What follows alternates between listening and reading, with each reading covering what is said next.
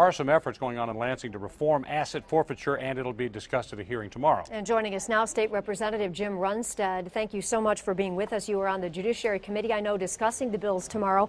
Let's talk about some of the reforms that you're looking at and if you think they really would make a big difference. Yes, thank you for having me on.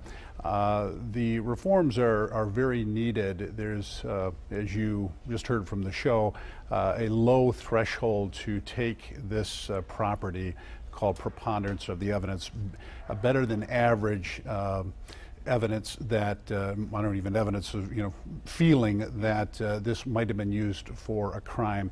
These series of bills, there's a number of bills that do a number of things, but the primary thing that they do is turn that preponderance of evidence into the clear and convincing standard that the sheriff referenced as a higher standard to take that personal property. There's a whole series of bills pertaining to identifying and reporting what was taken, but the primary big change would change that standard from preponderance of evidence to clear and convincing. We have to wonder how things got so out of whack with this thing. Well, it's laws that go way back in time, and actually when somebody takes that property, the property itself is actually what is brought to court in essence charged, is not the person.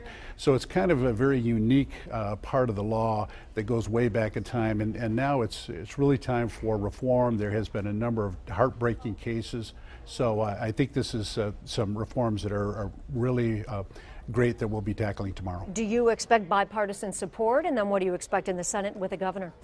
Absolutely. There's bipartisan support. There's a number of representatives on both sides of the aisle that are in favor of this legislation. I haven't talked with the Senate leadership, but my feeling is that they're also going to be on board, and the governor as well.